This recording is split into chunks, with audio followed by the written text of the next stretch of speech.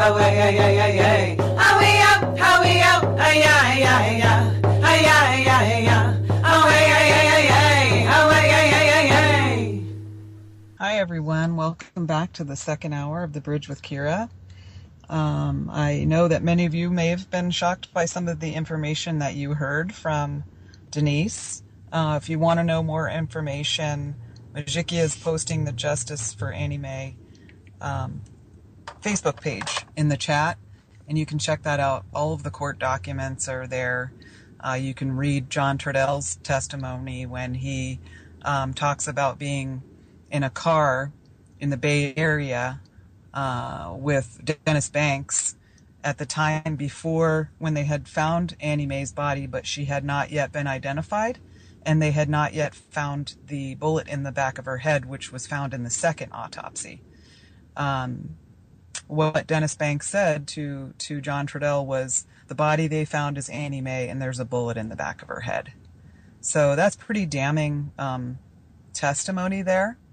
And people need to do their homework before even talking about this, because we were lied to for 40 years. So I'm proud to be Denise's friend, and I'm proud to support her family. And I hope that those of you who weren't aware of the information will support them as well. They've stood alone for a long time. So without further ado, I'd like to introduce you to another powerhouse woman of Occupy corporatism. Welcome, Susanne Posel. Thank you. Thanks so much for joining me. And absolutely, we're kicking it out here today. We're telling the truth, and that's what you do every day on your site and in your hilarious radio show. Thank you. Which many people don't realize, a lot of it is satire, even though you're telling the truth. Just like The Daily Show, a lot of this stuff is satire, because what's going on right now with this election, it almost seems like satire in and of itself, only it's real. Yeah, but it's like it's like going back and looking at satirical cartoons from Nazi Germany. Right. It's funny, not funny. Right. You have to laugh, though, to keep from crying. Yeah. I think that people can identify with laughter. Laughter makes it okay. Laughter releases a lot of dopamine, and so you feel more open and more receptive to information. And I think that that's why comedians from Bill Maher to George Carlin and beyond use current events and use politics. Jon Stewart, you're talking about The Daily Show, one of the kings of this, to make it okay to look at perspectives and understand your personal perspective, where it came from, why you believe the way that you believe, and perhaps challenge that in a way that's comfortable, because if we can laugh at it, then we can agree even if we disagree. Right. Yeah. So I'm happy to, every time I get a chance to contribute to your show, it's a lot of fun. Yeah, you haven't done that in a while. I know. I need to get on it. Gotta come back. Yep. And there's lots to choose from here. So there's so many opportunities for satire with what's going on. Absolutely. I think the whole thing is a huge punk and a huge troll, but not in a funny way. Right. It's very serious. If you just take one aspect of this, the WikiLeaks emails. Now, I've been doing this for a while, and when I saw the one email that Donna Brazil sent, actually, a woman named Jennifer Palmieri sent that to John Podesta. It was a forward from Donna Brazil. And the headline of the email, sometimes I get the questions from time to time. That's not really a subject line that people use. So that tipped me off that this didn't smell right. So I started digging, and I have had a unique history in independent journalism, and it's been well documented. And so I've been through a lot. I've had my website completely melted. I've had to start over from scratch. And at that time, I had written about 4,000, almost 5,000 articles, and I had to put them back into the website while I had a team of people actually building the website for me. I've been kicked off of my hosting because my site has been attacked, and they cut me out of the contract and they said, go find someone else. But one of the things that I've had done to me is email spoofing. Do you know what that is, or have you encountered that? Yes. I have seen that many times. Okay. Well, for anyone listening who hasn't, it's a very easy thing to do. What this person does is they're able to they hack into your email, and they're able to use your email to send out things not from where your email is hosted, from their servers, where their email is hosted. And so the reason why I found out about this is because someone sent a spoof email to everyone that I had on my contact list at that time. This was several years ago. And I know about this because they were dumb enough to CC me in one of their spoofed emails. Oops. So, it reminds me of those shows. Remember in the 90s, I think it was with Fox News, Don't Criminals, or Criminals Aren't as Smart as You Think You Are, or think they are. So I contacted my hosting company, and they confirmed that, and they showed me raw data from my server that I was paying for at the time, that this email did not originate on my server. So they told me about spoofing. And so I went and researched and looked that up because I'd never heard what it was.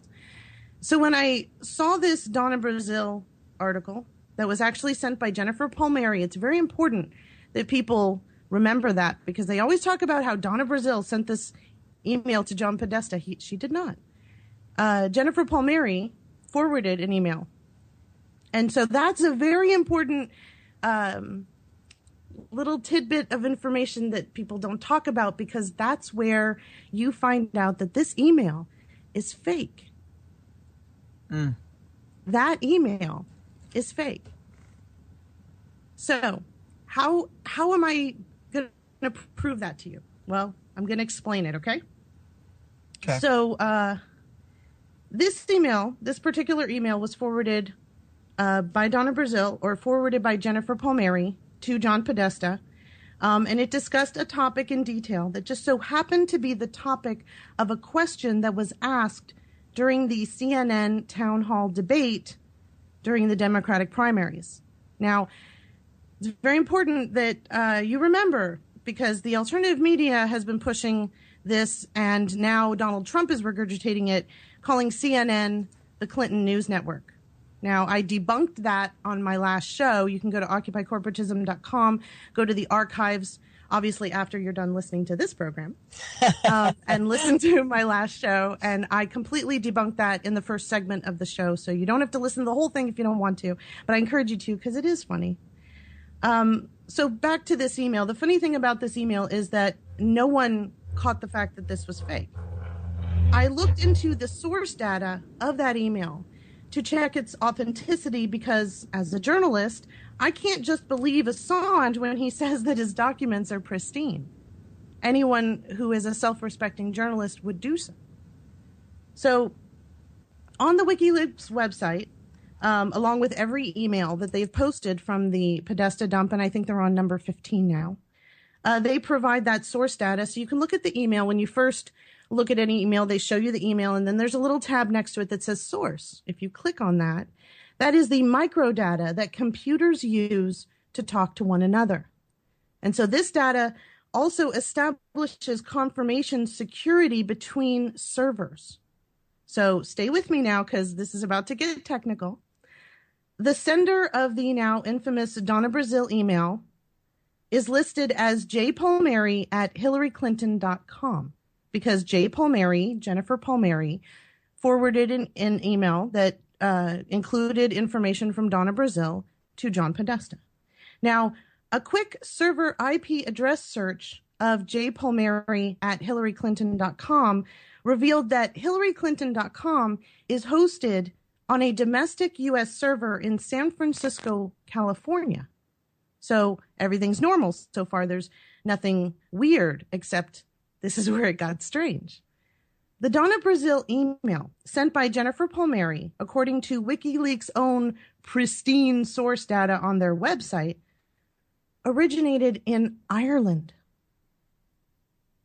Now, wah, wah, wah. Exactly. This to me was extremely curious because at the time this particular email was sent, Jennifer Palmieri was on the west coast of America traveling from Las Vegas to California on the campaign trail for Hillary Clinton. So let me just repeat that. So, because I know it's really hard and maybe some of you didn't get that. The email that contains Donna Brazil's CNN town hall debate topic forwarded to John Podesta by Jennifer Palmieri, who is the director of communications for the Clinton campaign. That email was actually sent via Google Ireland servers, which is impossible for Palmieri to pull off because she was in a campaign bus headed out from Las Vegas at the time that the email was sent. Now, so people will say, well, you know, servers, ping and everything. We're talking about Google servers. Their headquarters are located in California as well. And HillaryClinton.com is served on U.S. servers in San Francisco, California. So why would Google send an email that Jennifer Palmieri is on a bus from Las Vegas to California and have it ping over 5,000 miles out on an Ireland server just to come back to San Francisco, California, where the .com is, when Google's headquarters are located in the same state as HillaryClinton.com is served? We're talking about when we complain about the lag on our download or the connectivity of our servers, the way in which the web is connected it's just like the lightning strikes. It's looking for the most clearest, straightest path to its destination. So it makes no sense that Google would take Palmieri out in Las Vegas, send that email all the way out over 5,000 miles to ping on an Ireland server of Google's, and then come back to go to John Podesta's email in San Francisco, California, when all it had to do is travel 355 miles straight from Las Vegas to San Francisco. So that email, whoever it is, and I don't have any other information on that because I'm not qualified to answer those questions. And I wrote an article about this. I took screenshots. I linked everything. You can go look at this. Lots of people have come out and said horrible, nasty things about me. And I understand that there's branded loyalty. 10 years of, as Assange says, pristine documents. And I'm not saying anything in defense of Hillary Clinton. Don't straw man it like Trump's spokesgoblins do and take it to another level. All I'm saying is this email, which was highly quoted on the networks in the news and used and still is being used against Hillary Clinton in alternative media. In fact, TYT Politics, the Young Turks, one of their correspondents was just asking Donna Brazil less than 24 hours ago about this email. Wow. Jennifer Palmieri did not send this email to John Podesta. Somebody in Ireland did. Now, the easiest way to do this is to fake a bunch of emails, send them out to John Podesta, and once they're sent, have someone hack John Podesta's email account to grab them all out. Because that way you mask the hacking into the web, into the email accounts of anyone that you're sending these fake emails from to get to John Podesta. So it makes perfect sense.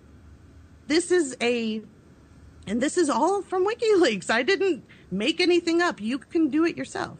You can look at the Donna Brazil web email and click on the source data. And it'll tell you what server it came from. And when you look up that, every single server has a registration number, an ID number. Everybody knows where things originate, and that's how. That number actually is a server located in Ireland, a Google server located in Ireland. So what, did Jennifer get off the bus, get in a plane, fly to Ireland, hit send, get back on the plane, and get back on the bus? Obviously some cluster bleepity bleep going on. And so now people who have thought, well, we can trust WikiLeaks, they're telling us the truth. Well, maybe some of their documents do, but we still have to use our own discernment skills, like we should with any other document. Well, the problem is, it's impossible unless you know about spoofing emails. That was my first assumption, that this was a spoof email. So I went looking for evidence of that. When I went looking for evidence, my theory was debunked, and it was actually something way more interesting. So I don't think that the average person, unless you're in this and you've had these things happen to you, I don't think that you're looking for it. And see, that's the problem. We've got lots of people. This was attack on CNN as well. And I'll just discuss what I discussed on my show now, because it's actually very interesting. CNN is dubbed in alternative media the Clinton News Network. Well, I wouldn't say that, because CNN pays 4 Trump spokesgoblins lots of money. One of them being Corey Lewandowski, who at the time was still getting severance pay from the Trump campaign up until, I think, a couple of weeks ago, like a month and a half ago. He was still receiving $20,000 a month from the Trump campaign while he was hired by CNN. And these Trump spokesgoblins, they make it impossible to listen to the show. They make it impossible to hear information. They spew out garbage that is just factually untrue. And they are paid by CNN to be Trump apologists. No other network is doing this. So I would argue that CNN can't possibly be the Clinton News Network if they're paying Trump's apologists to come and apologize for his behavior on their network. What is that all about? I mean, really? It's about ratings. Yeah. For the networks, it's about ratings. It's very shocking. It's absolutely mind-boggling to think that these people have gotten this far. They're now in a race for the White House. And, we knocked out George Wallace. We knocked out Barry Goldwater. But they did not see this coming. Nobody saw this coming. That this type of disgusting ideology that has been in the background in America since we started would actually bubble to the surface so close to the White House.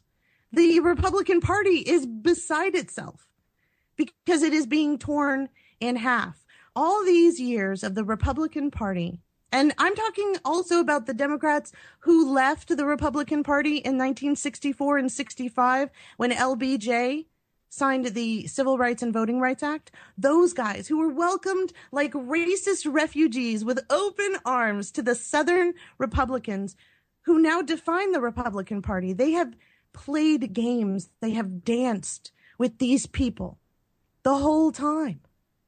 And so I think these people have had enough. They're sick and tired of waiting.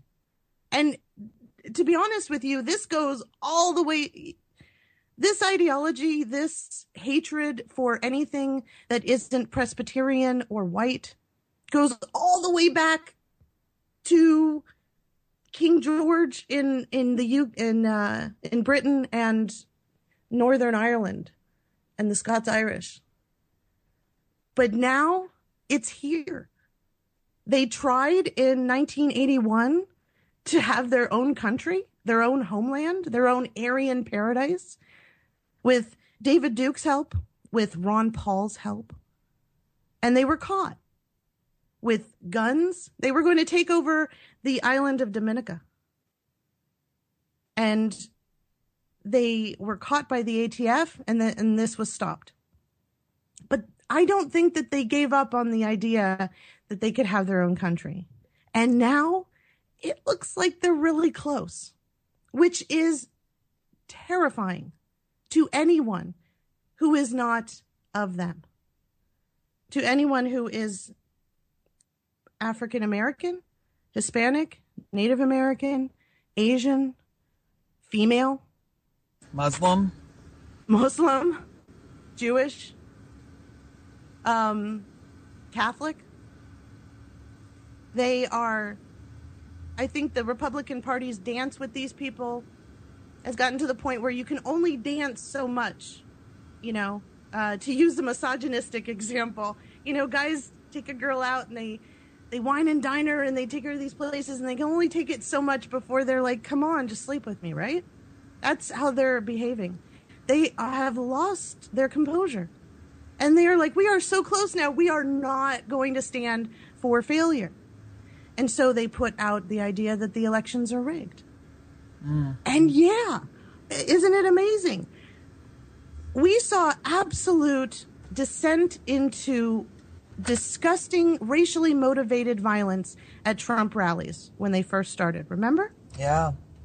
And now all of a sudden it comes out in the Podesta emails that was all a strategy that was concocted by the Hillary Clinton campaign. Did the Hillary Clinton campaign pay that man who sucker punched that African American man who was already being led out of the rally?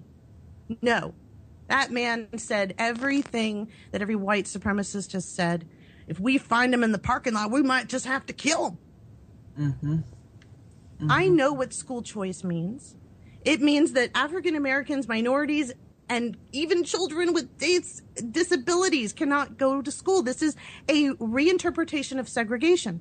Because when you look at the charter schools, you see that they disproportionately expel minorities, African Americans, and children with disabilities. Not just little Johnny in the wheelchair, but little Susie who has been diagnosed with ADHD or ADD. Right. And they charge the parents money. And so when the parents can't afford to pay, they're out of an education. This is a resegregation. This is why they are attacking and they want to get rid of the Department of Education. They don't want smaller government. Look at who they're attacking. They're attacking all of the agencies that regulate. They want to get rid of regulation. Small government is code for getting rid of regulation. So their buddies can do whatever they want. Their school choice is school segregation. And states' rights? Oh, let me explain states' rights to you. This idea came out in the evangelical circles. And it wasn't made mainstream until Ronald Reagan, after he accepted the RNC's nomination, the very first place that he went to, and I mean literally his first stop on his campaign for presidency, was Philadelphia, Mississippi. Philadelphia, Mississippi is a small town where 3 civil rights activists, 2 white gentlemen and 1 African American, were murdered. The whole thing was covered up. It took the DOJ and the FBI coming down on Mississippi before they coughed up the bodies, and it took 3 months for that to happen. And so when Ronald Reagan stood up on stage in Philadelphia, Mississippi, he started talking about states' rights and the right of the state to decide, and the federal government should not have the right to come down and tell a state how they're supposed to implement law enforcement. Yeah. Wrong. To quote the Great Pumpkin, wrong. When a state has in its law books laws that discriminate or allow for racially motivated murder, wrong. The federal government does have a right to step in, because if they don't care about their own residents, somebody's got to. Right. Yeah, and not only that, but, I'm sure they're not very happy about states' rights being used to legalize cannabis. They only want states' rights applied when it works out for them to be able to do whatever the hell they want, violate people's rights, murder people, keep people in poverty, keep people segregated in schools. They only want states' rights when it's working out for them. Right. Voter ID. This was discussed after LBJ signed those voting rights acts in the Civil Rights Act. Because, oh my God, these are not legitimate, according to them, these are not legitimate Americans. These are Africans. They were given a grandfathering in by Lincoln with the 13th, 14th, and 15th Amendments. That's why they want to get rid of everything up until the 12th. Mm-hmm. And these voter rights have been stripped by our own, because of Republicans. Thank you, George Jr. The Voting Rights Act was gutted. And so these states were able to create these laws, make it difficult for people, not just minorities, folks, students and elderly. So, they're screwing their own grandma too. But they're willing to do that in order to make sure that people of color do not get the proper ID. In fact, in North Carolina, by the Supreme Court, it was shown that with surgical precision, by that I mean they looked at the numbers and they looked at the DMV and they saw what kind of IDs that African Americans and Hispanics and students were getting, and they outlawed those. Mm-hmm. And the ones that white people were most likely to carry on them, they made those the official forms of ID where you could that you could register to vote and get the right that you're constitutionally allowed to have. Mm-hmm. But see, to them, these black people, they're not Americans. Okay? That's why the birther movement. Mm-hmm. President Obama is not an American. He's an African. He was born in Kenya. He's an African.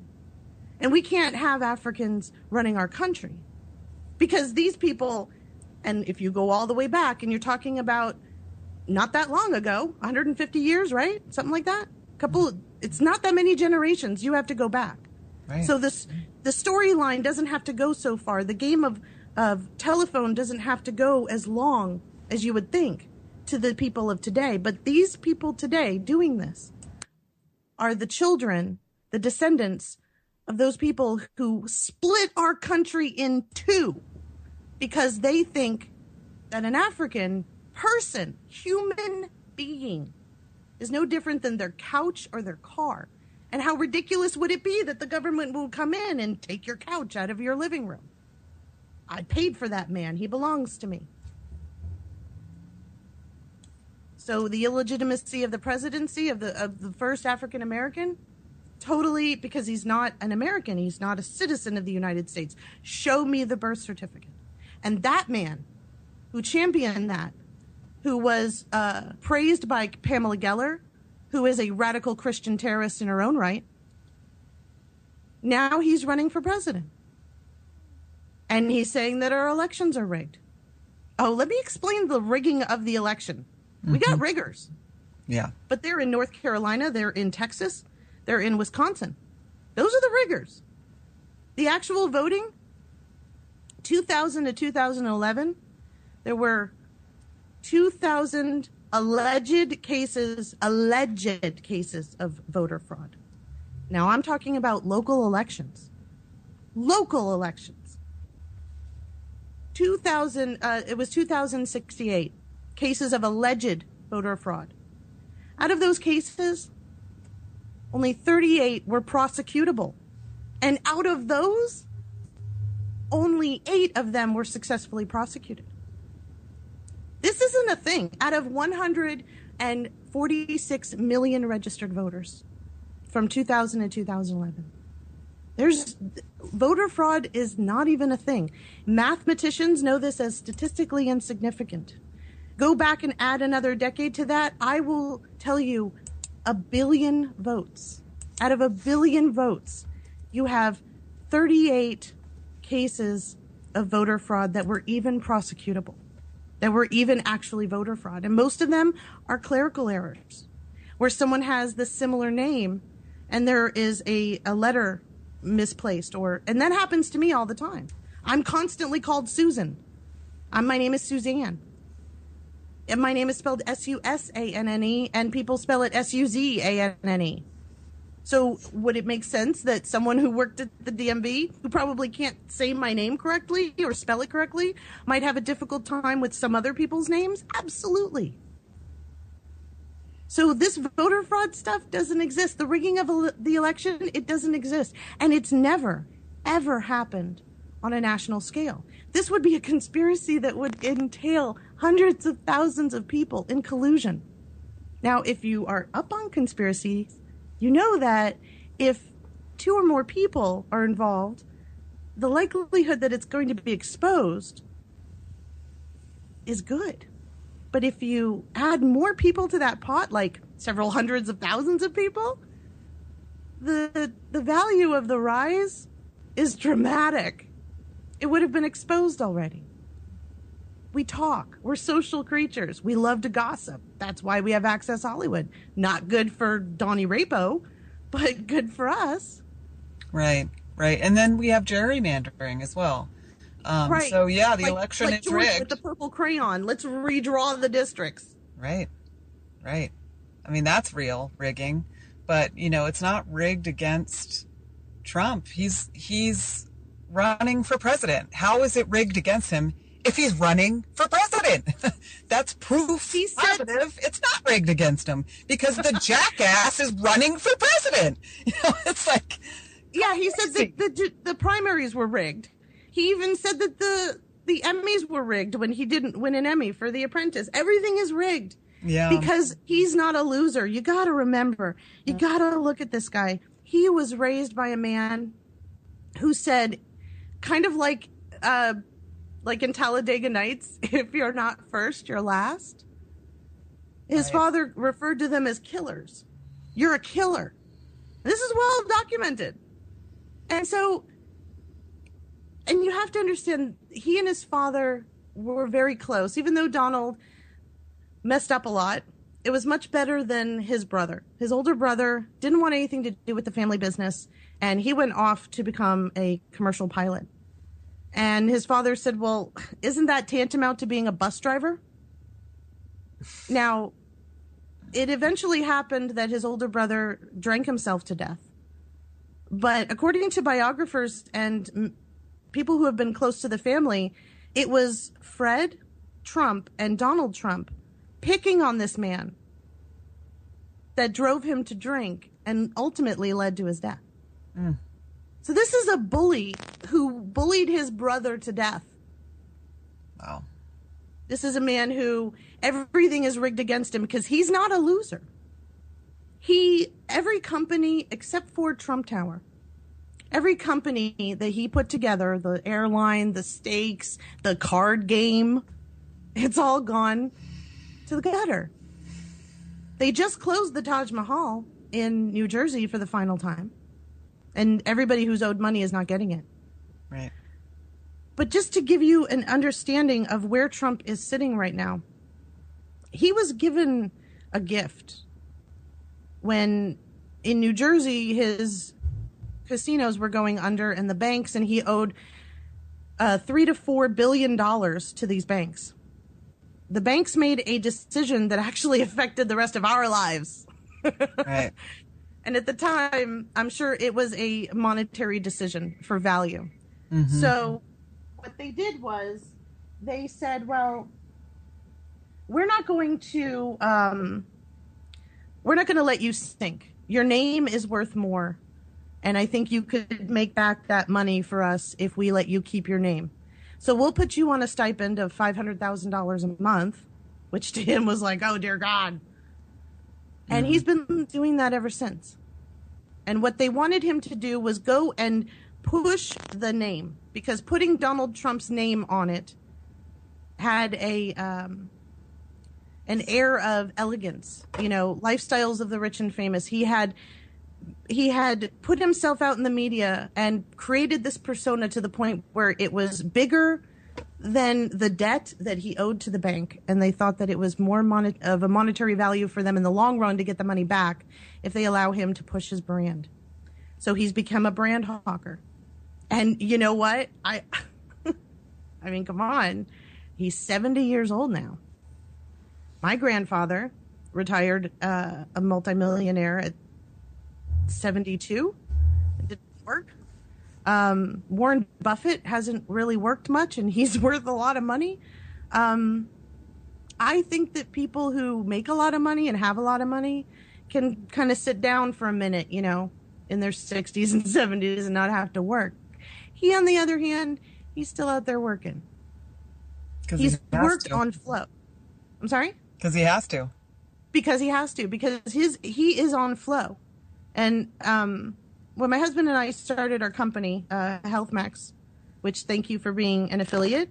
And if you would like a 20% discount on CBD, go to healthmaxgroup.com, put in Kira 420, and you can get 20% off your first purchase. Thank you for letting me do that. Sure thing. Having this company, I understand about cash flow. You might not have the physical money, but the money's always in flux. And it's always going from you to somewhere else. Kind of like what he did with his foundation, right? Right. Somebody donated to the foundation, and then it flowed right over to a 6-foot-tall picture of himself. Or maybe to pay off Pam Bondi so she won't look into Trump University. Or maybe to pay off the people of Palm Beach, the city of Palm Beach, when they said that your flag is too tall. It's beyond regulation, and he refused to take it down. So he took the Donald J. Trump Foundation money and paid off his legal fees. He doesn't really, I don't think he has the money. I think it's in flow and it's in flux. And so it looks like he has things, but he's always going to Trump hotels to eat, to stay. So it's kind of like, are they going to say no to Donald Trump? Are they going to charge Donald Trump? Well, Donald Trump charges. He's made over $61 million off of all the donations that he's gotten, paying himself back for the use of his jet or his plane. He even charges speaking fees. He charges his campaign speaking fees. Do you know how much he gets for speaking fees? Probably a lot. Clinton gets $750,000. Do you want to take a stab at what Donald gets? Probably double. $4.1 million. Oh my God. Wow. Wow. I think that Clinton has been selling herself short because she could have gotten $4.1 million for speaking, for an hour or two. Whoa. Wow. That's outrageous. He talks about undocumented immigrants and we got to get them out. He hires them on H-1B visas. Yep. In Mar-a-Lago. Yeah, in Mar-a-Lago right now, it's the season, okay? And I'm a Floridian, so I know what he's talking about, whatever. 95% of the Americans that filled out applications to work for the next 6 months at Mar-a-Lago were denied. But 5,000 H-1B visas over the past 2 years have been sent out from Mar-a-Lago to hire undocumented immigrants. That's a lot. There you go. He doesn't want to get rid of them. He wants them to work for him. He's upset that they're not working for him. He admitted in the debate that he has not paid federal income tax since 1995 when he was married to Marla Maples. Wow. Yeah. Now, how do you think we pay for stuff, people? I mean, come on, we're not kids, right? My kids think that money magically appears, and my son's always like, how come you can't buy this for me? I thought you were rich. What are you talking about? I'm just saying. I'm not condoning Hillary. I have my grievances with her. They are not the same grievances that the alt-right has. But I listen to what they're saying about her. The whole health thing issue, that's misogyny. Mm-hmm. That's sexism. Yeah. Why? Because look in the Bible. Women can learn, but they can't teach. And they can't lead. Mm. And you know what? In their mind, they have been under the thumb of a black man for 8 years. They're going to be damned if they're going to listen to a woman tell them what to do. Yeah. Now, and you have people threatening armed insurrection should she win. You know, yes. Openly. Just like you're not going to get invested by the Secret Service or something. Right. At the same time, it comes out that from the WikiLeaks that Clinton, her campaign, has sent out these people to orchestrate violence and to do all of this. These people, of course, they're calling for armed insurrection, Kira. Yep. They have been told that there's a war coming. They have been told that they are being threatened. They have been told that their way of life is under attack. Every single day you turn on the radio, you don't even have to turn on Fox News. Go to YouTube. It's on every station. They're hearing this. They've been hearing this with the internet. They've been inundated with it for 20 years. And lots of different spin-offs have come from that vile, despicable load of overcooked meatloaf. And because of that, now we have an entire culture of people who think so little of our country that people have fought to and died for. And thankfully, my father came home. But I know a lot of families whose fathers didn't come home. And I went to a lot of funerals when I was a kid, being an Air Force brat. Mm-hmm. But they have no regard. They want to burn it down. Just like their friends in 1981 who tried to take over the island of Dominica. They want this country. They don't have a homeland. Okay? You know, like they say, oh my God, the Jews have a homeland in Israel. They don't have one. Nobody's wanted them. It goes all the way back several centuries and to another, on the other side of the pond, and to another land and another culture. But those same people had the same problems there. And what's funny is back then it was true. Back then, their Protestantism was outlawed. Back then, they were told they couldn't go to church. They couldn't go, all of their laws were invalidated. Their marriages were invalidated. Mm-hmm. They were, that was religious persecution. And they came here looking for another way of life. And yes, it is true. George Washington, knowing that these people were so, I'm not trying to stereotype, but it's just a mental image. The Nordic, the fighting to the death. These people who were so passionate about how they had been treated, persecuted, religiously persecuted and otherwise. George Washington hired them. A third of our Revolutionary Army were Scots-Irish. Mm-hmm. They're the reason why we fought the Alamo. They were the immigrants in Mexican territory that the Mexicans said, ironically, you guys illegals, you're not supposed to be here, get out of here. And they said, we're not leaving. And so they fought, and we had the Alamo. They're the same people who discovered the land I'm living in Washington State. Lewis and Clark were Scots-Irish. They brought us the West. Yes, they have fought for this country. But they have always been a people without a land. And now they want this one.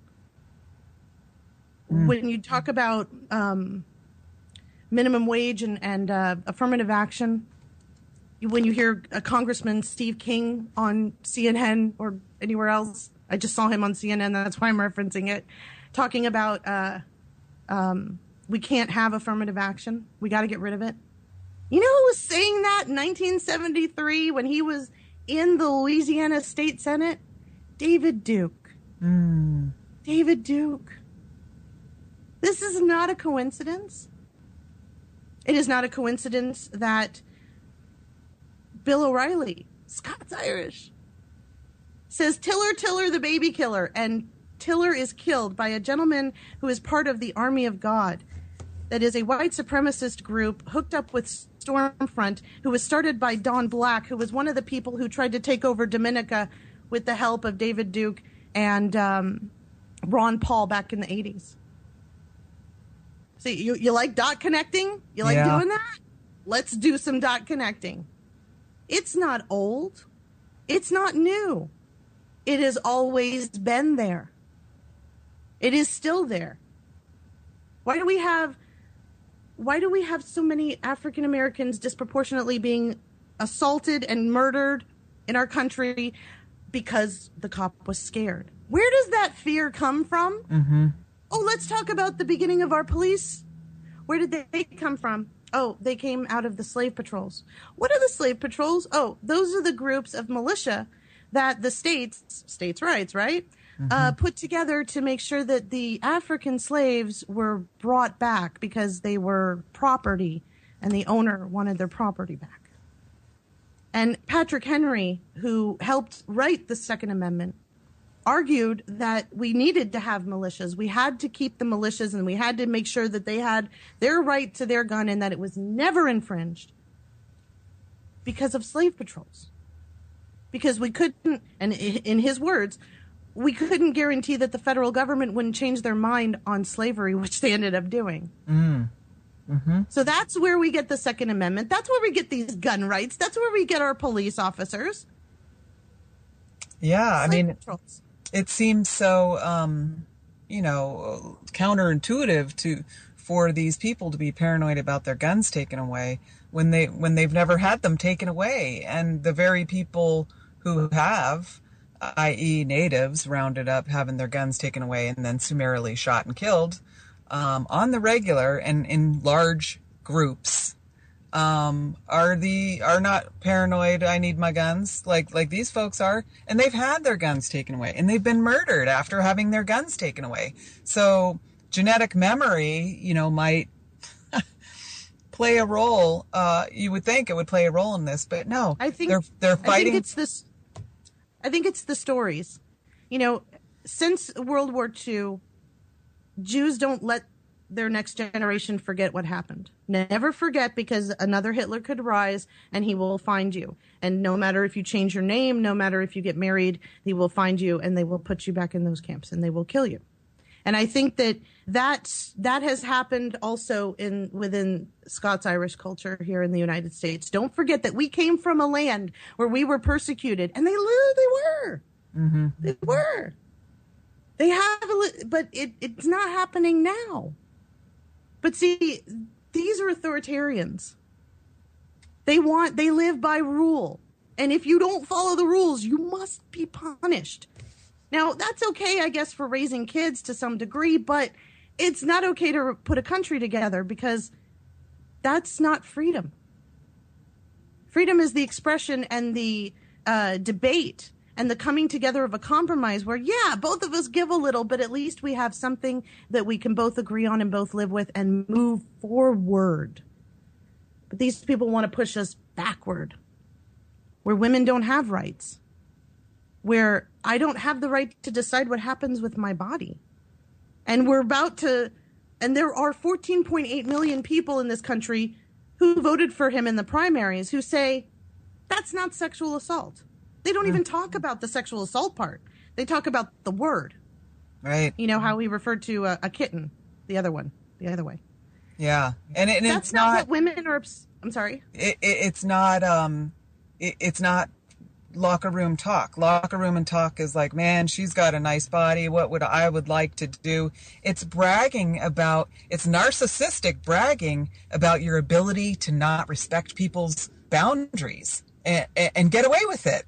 It's not locker room talk. There's a difference. Right. And the Orwellian display that we saw right before the debate, he had all of about 5 or 6 of Clinton's accusers, right? Mm-hmm. And we all have to listen, right? Every woman has the right to speak. But as soon as these other women came out, shut them up. They're all liars. They're ugly. They're disgusting. Right. How Orwellian is that? And if you can't see that, you need to open your eyes, or maybe rub them a little bit. Maybe put some Visine. I don't know. Put down the ganja. just for a minute. I'm for it, but just for a second. Just too long. Maybe eat half a sandwich just so you get the high down and long enough to think clearly about what happened. Within the same week, we have to listen to the Clinton accusers. Their stories are legitimate, even though they've never been proven. We have to listen to their stories. And within days, don't listen to these women. They're liars. There's no evidence to prove it. Right. What? Yeah. Well, that's NPD, like classic NPD right there. I mean, it's out of the DSM-5, I mean, it really is, because whatever he says is reality. That's how it works. So somehow it's Clinton's fault that, it's Hillary Clinton's fault that her husband cheats on her, and it's not his fault that he sexually assaults people. That is it's the not height of sexism. That is the height of sexism. I'm gonna go out on a limb and say that every woman listening to the show has either been cheated on or knows somebody who has. I'm gonna go out on a limb and say that. And either from your experience or from consoling your friend, how devastating that is. And that it wasn't their fault. So to blame Hillary Clinton is sexism, which is the thing that we have such a problem with his little, magical ride with Billy Bush's pussy grabbing, festival. Mm-hmm. He was bragging about what he does, and he can do it because of his status, and he does it with or without consent. Right. And then he blames Hillary for enabling him. It is a personal decision if you want to say, I'm not going to be married to you anymore. And it's a personal decision if you want to say, let's work through this. And we have no idea, because none of us listening know her personally, or were there, or know anyone who knows her personally, why she decided to stay with her husband. But that's her decision, and you should respect that. Yeah. So to say that she enabled him, no woman goes out there and says, okay, honey, I know you're going to cheat. No. Southern gentlemen like to maybe let a woman know when she's being nasty. But I grew up in the South, and I know what Southern gentlemen are like. And that word gentleman, that's not really the right word to use. And I said white, and that's probably a Freudian slip. Well, it is the right word, because when you go back to the original meaning of gentleman, it's exactly the right word to use. That means basically a property-owning white male who does whatever he wants.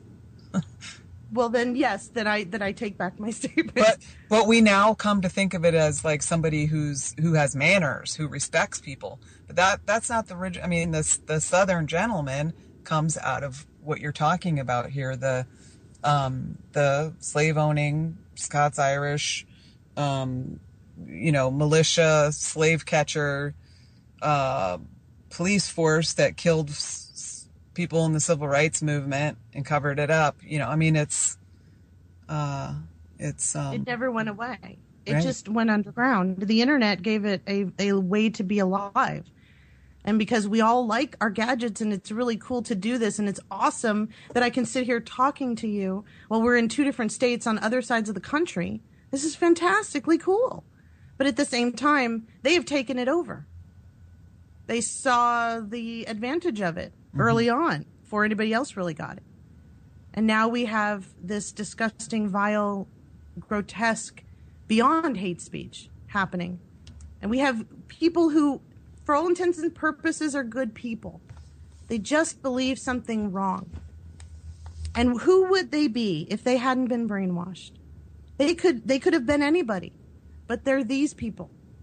They're the angry village idiots who want to take it down.